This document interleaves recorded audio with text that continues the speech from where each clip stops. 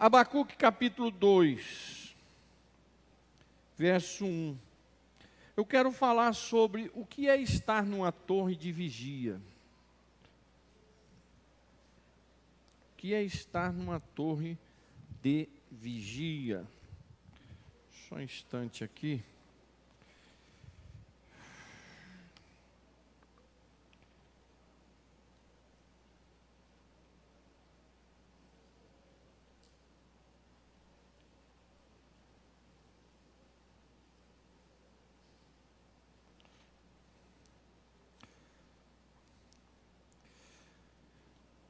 Mantenha aberto o texto, por favor. Estarei na minha torre de vigia, ficarei na fortaleza e vigiarei para ver o que Deus me dirá e que resposta eu terei à minha queixa. Lá no livro de Isaías, capítulo 21, verso 8, vá lá comigo em Isaías 21, verso 8, mas segura aí a mão em Abacuque, porque nós vamos voltar para Abacuque.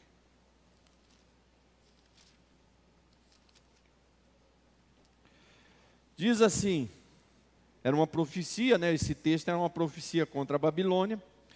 Diz assim: então, o que estava olhando gritou: Senhor, durante o dia estou continuamente sobre a torre de vigia e fico de guarda. Estou na torre de vigia e fico de guarda. Estarei na minha torre de vigia e ficarei na fortaleza. Abacuque, irmãos, foi um profeta que viveu na mesma época que viveram os profetas Naum e Sofonias. Preste atenção, por favor, mantenha a Bíblia aberta. Agora olhe para mim e preste atenção. Abacuque foi um profeta contemporâneo. Viveram na mesma época, Naum e Sofonias. A data que eles viveram foi mais ou menos no ano de 612 antes de Cristo. Quer dizer que a parte do norte, Samaria, já tinha sido destruída, já não existia mais. Aquelas 10 nações que separaram em Roboão, né? Com aquela rebelião de Jeroboão contra o filho de Salomão, que chamava Roboão, foram 10 nações lá para o norte, fundaram lá o norte, depois veio a cidade de Samaria, o pai de Acabe que fundou a cidade de Samaria, porque era numa região montanhosa, o proprietário chamava Semer, e aí virou Samaria, em homenagem a esse homem. Então, se foi 722, tinha aí uns 90 anos, ou 110 anos, que tinha sido destruído o reino do norte. A Síria destruiu Samaria e todo o reino do norte, já tinha sido levado. Sobrou o sul, com a capital em Jerusalém. Antes que os babilônios derrotaram os assírios, porque depois os babilônios vão derrotar os assírios, que era a força da época, e depois vão vir destruir Jerusalém. O profeta vê o perigo que o seu povo corre e não entende como é que Deus pode tolerar os babilônicos. Um povo que era mau, cruel, ímpio, idólatra, né? Ele não entende esse trabalhar de Deus. E Abacuque parte para a oração, e mesmo diante dessa angústia, ele entende depois o trabalhar de Deus. Aí, no ano de 586, quer dizer, aí uns 20 anos, né? Depois de Abacuque, realmente a Babilônia entra em Jerusalém, destrói, mata, acaba com o templo e tudo mais. E esse é o contexto dessa escrita. Ele está preocupado porque ele já está sabendo que a Babilônia já está crescendo e já estava destruindo a Assíria e vinha para cima de Israel. E Jeremias também estava lá anunciando que Deus ia destruir. Nós lemos aqui hoje, né? Próximo capítulo de Jeremias é o último, 52, é a destruição de Jerusalém. Então, mas o que eu quero comentar com vocês sobre estar na torre de vigia. Subir na torre. O que eu quero comentar hoje com vocês, pastores, obreiros, é que subir na torre de vigia é você ter uma visão ampliada, uma visão diferenciada. Então, o que eu quero comentar hoje aqui é que você e nós aqui, os pastores de congregação, você obreiro e obreira, você crente, membro, você esposa de pastor, nós não podemos viver na mesmíssima, nós não podemos ter uma visão curta, nós não podemos estar enxergando como todo mundo está enxergando. Paulo diz que o homem carnal ele vê de uma forma, mas o espiritual vê de outra forma. Isso aí está em cima da torre. Aquele que está em cima da torre, por que existe lá, quem já viajou aí na Europa, conhece as cidades que têm cercadas de muro, aquelas cidades medievais, aonde tem as torres de vigia. Nessas torres ficava o guarda ali, para observar o que estava acontecendo em volta da cidade, para dar os avisos. Porque ali, observando o que estava em volta, ele avisava o que estava acontecendo. Quantos aqui, não precisa levantar a mão, já foram no Cristo Redentor? Quando você vai no Cristo Redentor, você tem uma visão ampla, total do Rio de Janeiro. Você vai no Pão de Açúcar, você tem uma visão ampla do Rio de Janeiro. É diferente de você estar lá na Urca e olhar procurando o Rio de Janeiro. Outra coisa é você estar lá no Pão de Açúcar, né? Que eu já tive a oportunidade também de estar com os meus filhos. Eu tive a oportunidade de estar lá na Torre Eiffel. Você sobe, não vai até a ponta, é até uma metade só, e dali você vê tudo. Lá tem aquele restaurante, para você ir nesse restaurante, você tem que marcar com antecedência, 4, 5 meses, né, com antecedência. E é o nome de um romancista, de um autor famoso, agora me passa o nome. Então, você chega ali naquela torre de Paris, irmão, quando você olha assim, você vê aquela cidade, aí você vai entender o que é a cidade das luzes. Por que é a cidade das luzes? Coisa fantástica, porque aí você gira ela de um lado para o outro, a cidade é plana, né, diferente do Rio, que é cheio de montanhas, então você vê toda a cidade. Por quê? Porque você está numa torre.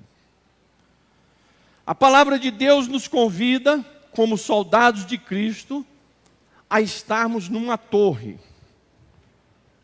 Estar na torre aqui nos convida a ter um olhar diferenciado, um olhar que faça a diferença, um olhar que possa observar o mundo e ver o que está acontecendo e tomarmos as providências para levar o Evangelho, para salvar almas, para combatermos as heresias, para estarmos preparados para os embates do mundo chamado contemporâneo, do mundo atual, que são variados, né? E Jesus, ele alerta os seus discípulos para aprendermos a olhar o tempo. Tem muita gente que para ele está chovendo, está neve, está sol, está verão. Não, Jesus nos ordena a olharmos o tempo.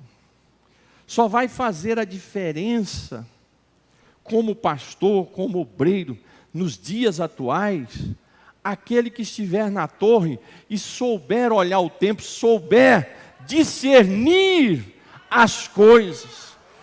Porque senão nós vamos cair na mesmíssima. Aquilo que às vezes eu até brinco, tem obreiros e obreiras, pastores e pastoras, que estão lá no período interbíblico, que é o período interbíblico? É aqueles 400 anos que não estão registrados na Bíblia, que Deus não falou. Deus cuidou, Deus zelou, Deus providenciou para que Jesus chegasse, para que a salvação chegasse. Mas naquele período, as páginas são brancas. É esse período entre Malaquias e Mateus, é chamado período interbíblico. Está nas páginas brancas. Tem muita gente que está nesse período interbíblico. O que é isso, pastor? São pessoas que pararam no tempo. Ele não sabe o que está acontecendo ao seu redor. Ele está desatualizado da necessidade do mundo, do linguajar,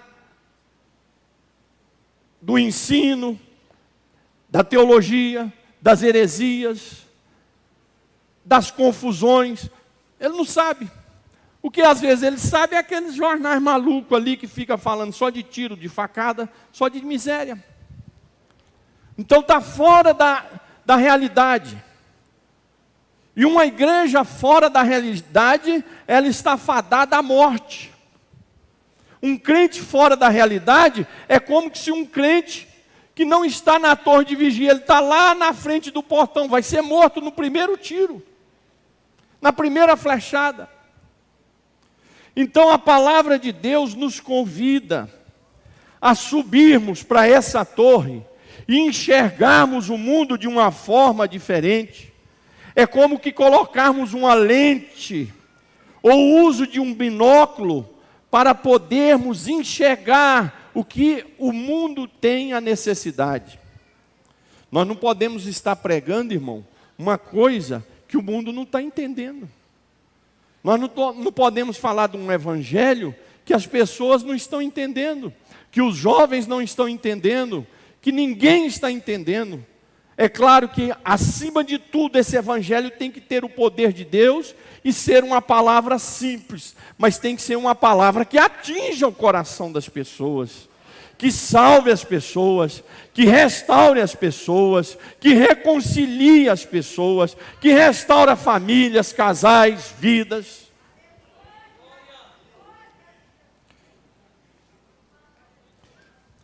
Existia um grande teólogo. Ele é difícil de ler, né? Não vou entrar em detalhes agora. Chamado Karl Barth. Gosto muito, mas é complicado de se ler. Tem que entender todo o contexto, por que ele está escrevendo aquilo. Mas Karl Barth, ele dizia o seguinte: o pastor, o teólogo, o cristão, ele tem que ter numa mão a Bíblia e na outra o jornal. Ele tem que ter na mão uma Bíblia e na outra o jornal. O que é isso? É claro que hoje você fala a internet, né? O que ele está querendo dizer com isso? Ele está dizendo que o pastor, o obreiro, a obreira dos dias atuais, ele tem que ter a palavra de Deus na sua mão, mas tem que ter aqui a atualização do que está ocorrendo no mundo, do que está acontecendo no mundo, de qual é a necessidade do mundo, do que é que está querendo invadir a igreja, quais são os temas que estão querendo invadir o ensino na igreja. Então termos a palavra e termos o jornal, quer dizer, termos a palavra e sabermos ler também o que está ocorrendo na atualidade, para nós não ficarmos nesse período interbíblico, nessas páginas brancas aqui, que Deus não fala, que não acontece nada. Alguém já orou? Sei que nós, os assembleanos, temos o costume, às vezes, de orar e falar: Jesus, fala comigo, aí abre a Bíblia e põe o dedo. Alguém já teve a frustração: Senhor, fala comigo, aí você abre a Bíblia e sai na página branca, põe o dedo. Aí, meu irmão, é para pular da ponte Rio-Niterói, porque, quer dizer, Deus não está falando nada mesmo, né? Já é meio arriscado falar isso, ainda cai nas páginas brancas, a coisa está feia. Então, amados, o grande desafio nosso hoje, dos pastores, é estarmos contextualizados com as necessidades desse mundo. E ao mesmo tempo observarmos os embates malignos que estão entrando na igreja. Quantos embates malignos nós temos hoje? A Bíblia sendo lida com a lente dos contextos políticos e sociais dos dias de hoje. Não pode, ué, como é que é isso?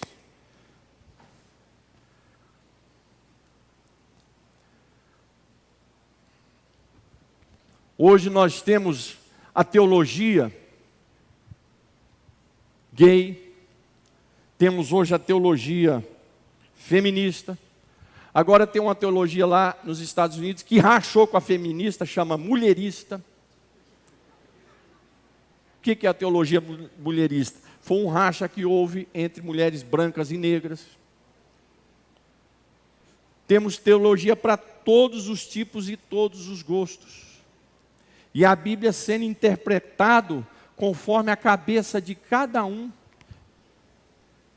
usando a lente, não da própria palavra de Deus, ou dos ensinos dos nossos teólogos, que Deus veio preparando durante 2000 anos.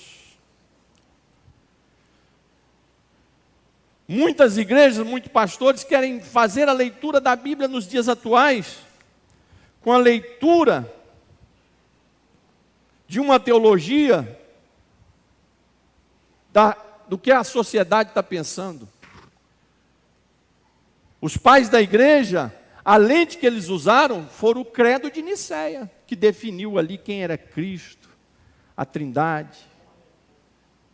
E por isso que a palavra de Deus foi crescendo.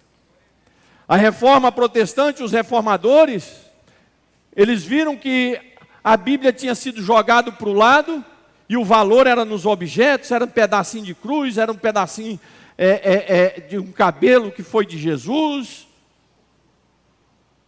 Ontem mesmo eu estava vendo uma reportagem na Espanha, uma região lá da Espanha, e o bispo da igreja mostrando para a apresentadora o cálice, o último cálice que Jesus bebeu na ceia com os 12. Onde já se viu isso? Onde já se viu isso?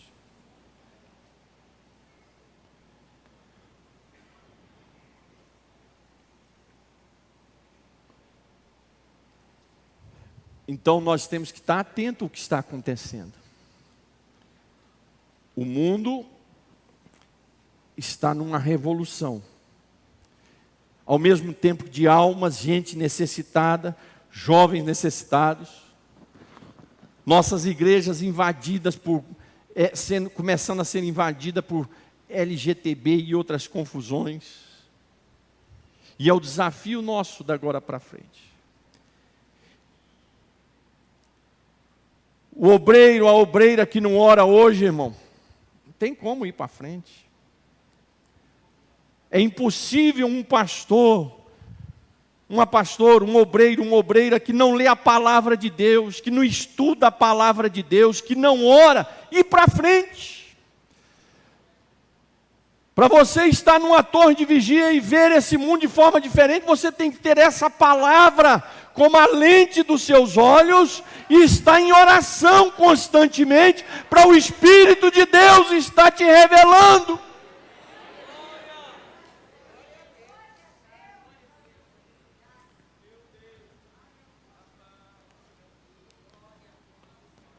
Crentes que só chegam para orar na igreja, aquela oração porque chegou no culto. Só lê a Bíblia quando é no culto. Obreiros, obreiras. Agora eu estou levando uma Bíblia aqui de presente para uma professora, lá na academia onde eu faço com a Maria Cláudia, uma jovem, aceitou Jesus tem 1 ano e meio numa igreja dessas aí, que é esse agito, aí lota lá, tal, aquela confusão. Aí puseram a moça para ser obreira. Ela veio conversar comigo. Pastor, eu nunca nem li a Bíblia, como é que eu vou ser obreira? A própria mocinha, tadinha, já fez uma análise que está errado. Ela mesmo já fez o altanário, mas o pastor dela não tem essa capacidade. O ministério não tem essa capacidade. A própria pessoa que tem 1 ano dando passinho para a gente. Eu falei, olha, eu vou te levar uma Bíblia fácil de você ler, que é essa aqui, linguagem de hoje, com comentário, para você ir estudando. Ela agradeceu, falou, pastor, obrigado, nem sabia que tinha isso. Mas no nosso meio, nós temos muitos irmãos e irmãs que só oram, aquela oraçãozinha, quase que uma reza, chega, pronto, estou preparado para o culto. Né? Só falta fazer o sinalzinho da cruz. Não leem a Bíblia. Amados, Deus nos chama para estar numa torre de vigia. Deus nos chama para enxergarmos com uma visão diferente. Olha, você homem, você mulher, servo e serva de Deus, se você subir para essa torre, Deus vai fazer de você um instrumento diferenciado. Vocês, pastores, a igreja de vocês vão passar por uma transformação tremenda. Você, irmã, você, irmão, Deus vai ver que você está nessa torre e vai dizer, essa eu preciso dela, esse eu preciso dele. Agora quem ficar lá embaixo, na mesmíssima, não tem lugar não. Não tem lugar não. Deus nos convoca para estar na torre, para termos uma visão diferente, né? É um momento, tem crentes no nosso meio, ou vive do futuro ou do passado. Ele não está dentro do contexto. Ele vive do futuro só pensando no arrebatamento, ou vive do saudosismo. Ah, mas a igreja no passado era uma maravilha. Ah, a igreja no passado era fervorosa. Ah, a igreja no passado era isso. Conversa, irmãos. Conversa. O nosso Deus é o mesmo ontem, hoje e eternamente. Ele cuidou lá no passado, agora é outro momento, e lá no futuro é outro momento. Ele vai estar cuidando de cada momento. Aquele que está chorando pelo passado, ele está murmurando de Deus, porque, não, Deus fez tudo errado. Tinha um hinozinho aí famoso de um cantor até que eu gostava. Ele, de vez em quando ele passava lá em Angra, na terça-feira eu achava bom quando ele estava lá. Ele cantava lá, a igrejinha do passado era fervorosa. Não é. É que ele desviou, ele fez muito sucesso na década de 60, aí ele desviou e caiu no mundo assim. 51 era água. Aí ficou 30 anos no mundo. E nós aqui dentro. Aí ele volta, ele está com a cabeça daquela igreja do final de 60. Aí ele quer aquela igreja. As irmãs não podem cortar o cabelo, tinha que ter a saiona aqui, aqui. Só que ele, mas a esposa dele, desviaram.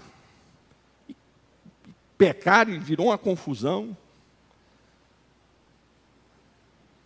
Então tem gente vivendo do saudosismo e tem gente lá no futurismo. Nós temos que estar aqui nesse momento, o aqui e agora. Deus te chamou para esse momento, é o aqui e agora, é esse momento que Deus quer te usar. Mas para isso temos que subir para a torre. E nessa torre de vigília ter uma lente de Deus, a lente que enxerga a necessidade das almas, que enxergue a necessidade da própria igreja em que você está contextualizado e vivendo, que esteja enxergando a necessidade que Deus quer te usar nesse lugar. Nós não podemos estar desatualizados com os ensinos da palavra de Deus. Tem gente que completamente desatualizado.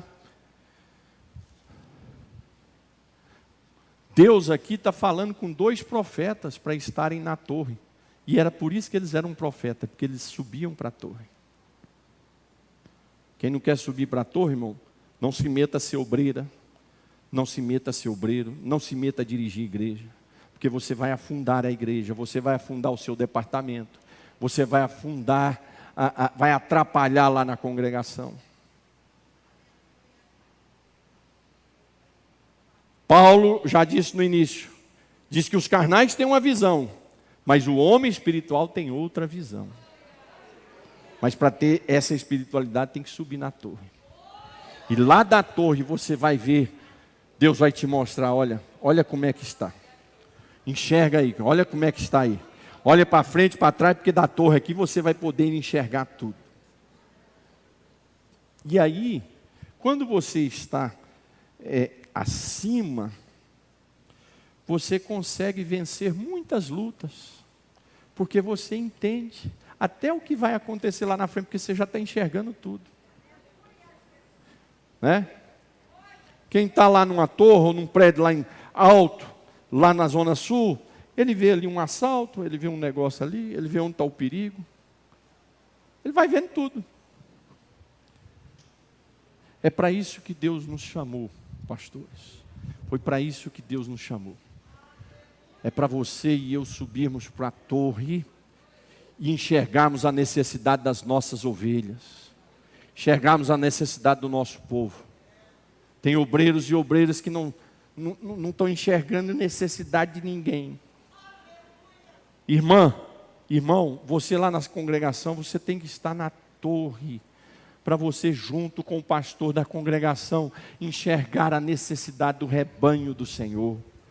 Deus quer te dar uma visão diferente, mas para isso é necessário você subir na torre e estar dali enxergando o que Deus quer para você. É como que Deus falando para Abraão: Abraão, levanta a tua cabeça e olha para a esquerda, para a direita, para o norte, para o sul, leste, oeste, porque tudo isso aqui você vai herdar. É isso que Deus está nos chamando.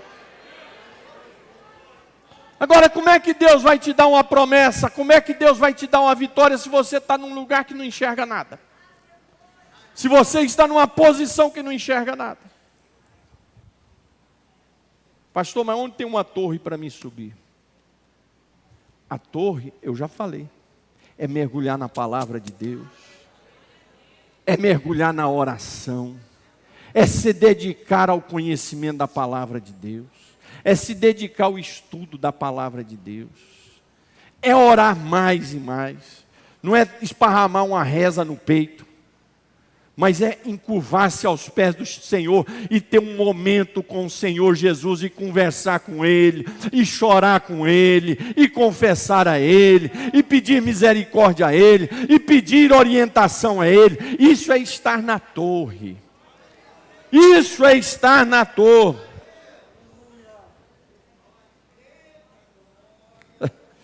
Oh, glória a Deus.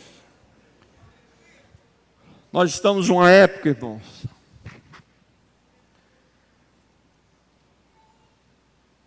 porque através você estando numa torre, você sabe enxergar o que está ali e você tem uma amplitude do que está acontecendo. Se eu só estou aqui de frente para o Natanael, pertinho dele, eu tenho uma forma de enxergá-lo. Mas se eu me afasto dele, eu vou enxergar o que está à sua volta também.